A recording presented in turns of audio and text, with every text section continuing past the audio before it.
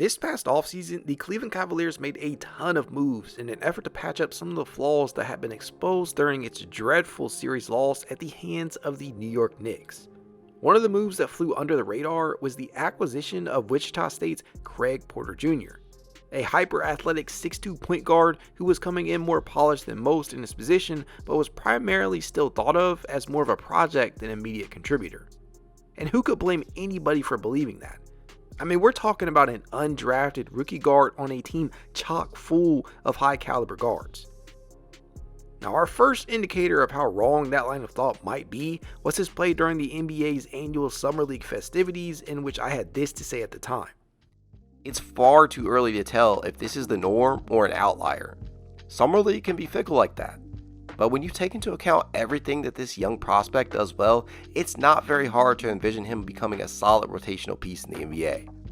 His malleability is something that many teams would probably love to have, and I'm sure that based off of what they've seen, they're kicking themselves for not drafting him or picking up before the Cavs did. He will likely spend time with the Cleveland Charge this season and could use that time to further hone his existing skills and maybe pick up a new one or two while there. And with the current state of the backup point guard position being unstable, Porter Jr. could find himself with a great opportunity to sneak in and compete for the job sooner rather than later. The crazy thing is, that opportunity that I referenced may already be here. The backup point guard spot is as unstable as it's ever been, with no sign of Ricky Rubio and the unexpected absence of offseason acquisition Ty Jerome.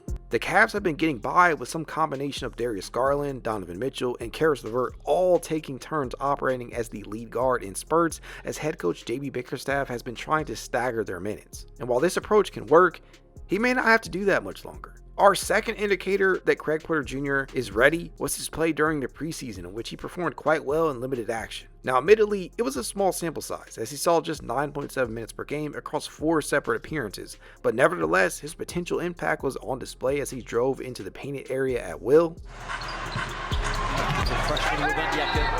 Wow. Teammates would give you that emo.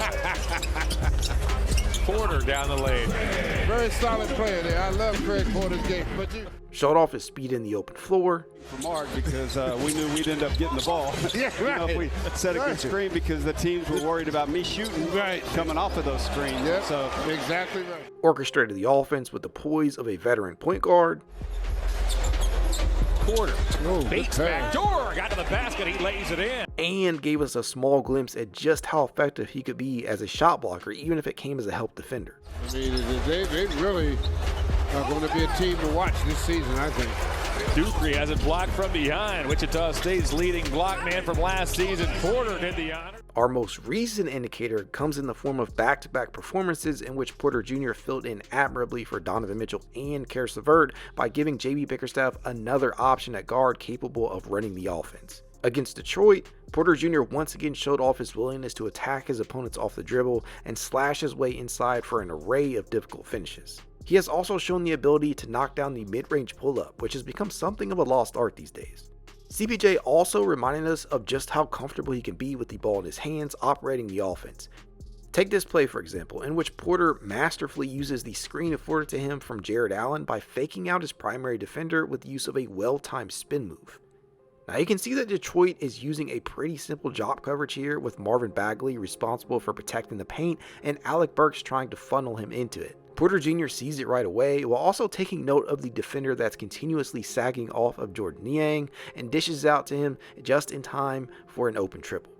That's a veteran move right there. Not satisfied? Well, how about this one in which he sets Jarrett Allen up for a high percentage look at the rim off of a perfectly run DHO. Now, Porter's intention may have been an alley-oop, but the result remains positive. Allen receives the lob and proceeds to lay it in. On the opposite side of the ball, Porter Jr.'s highly touted on-ball defense has already been visible in limited action. His work against star guard Jalen Brunson as his primary defender was pretty damn impressive. Porter's defensive instincts have been on full display as he has anticipated passes at a high level, resulting in more than a few stolen passes. The JB Bickerstaff thought he would have this lineup on the floor together. Knocked away, quick hands. Here's Porter, undrafted out of Wichita State. Niang's down behind the play. 5-0 on 4, a steal by the Cavs. Porter, Craig Porter with a pick six. Good job by Porter, putting himself in the right place at the right time. In his very impressive 25 minutes against the defending champion Denver Nuggets, Porter played with the poise and calmness of a 10-year vet while orchestrating the offense.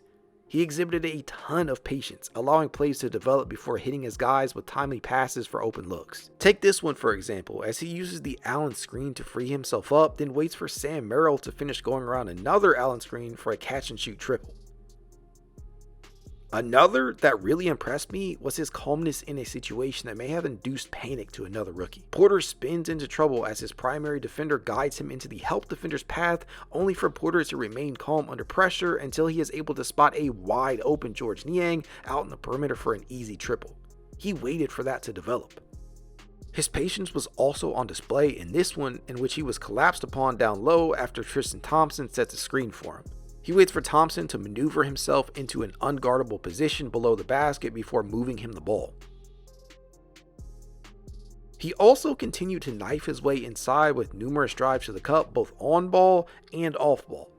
This was my favorite of the night. Porter receives the ball off of a Darius Garland tipped rebound and proceeds to split the defense and attack the rim. Nikola Jokic, who was doing his best to not pick up his 6th and final foul, obliges and basically lets him have it nearly uncontested.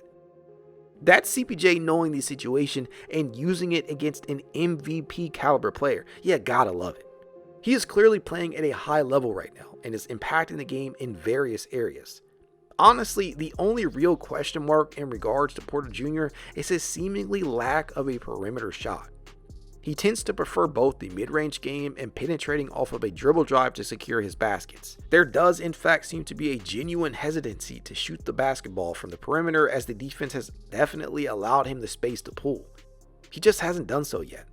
It may come in time, but right now he's just not comfortable. And that's okay as long as he can get the job done in other ways. The good news is that it hasn't yet been put to the test, as defenders are still face guarding him and not truly giving him a ton of space to operate with. And by virtue of this, he is still technically spacing the floor, which is still a positive development for the offense overall.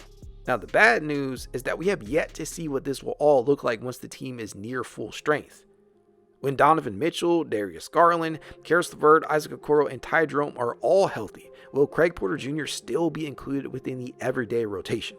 I think that based off of his play to begin the season, there is a serious argument to be made that he should be factored in. Most of it depends upon just how deep JB Bickerstaff elects to go into his rotation. I think that the right move would be to go 9 to potentially even 10 deep with the lineup. The starters are all locked into place. Ditto for Caris LeVert as the team's incredibly versatile 6th man. Georges Niang as your 7th guy is probably pretty close to a lock as well. Isaac Okoro, who I believe is no worse than your 8th best player in your rotation and no better than your 7th, could and still should see everyday action. The question starts to come into play after that, as JB will likely have to make some tough choices on minutes distribution for the 9th and potentially 10th man on some nights, as there are a handful of players who are deserving of minutes. Dean Wade, Tristan Thompson, and Porter Jr. are all serious candidates to see time in those spots depending upon what is needed in any given situation. But as of right now, I'd say that Porter Jr. has proven that he might be the most deserving of all of those options. To me, at full strength, he should be your 8th or 9th man out there. He's been that impressive.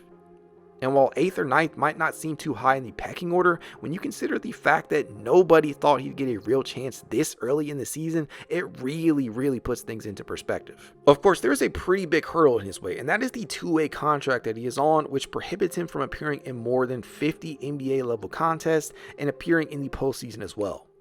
The Cavs may use this to their benefit and make the most of his ability to suit up at both the NBA level for them as well as at the G League level with each charge. Now, while I believe he needs to be converted ASAP, we have to at least acknowledge that this is still an option. As time goes on, and the more that CPJ makes an impact whenever afforded the opportunities, the Cavaliers may find that they don't have any other choice but to use their last remaining roster spot on him by converting his deal to a standard one. Time will tell, but here's to hoping that we've unearthed a diamond in the rough. Go Cavs!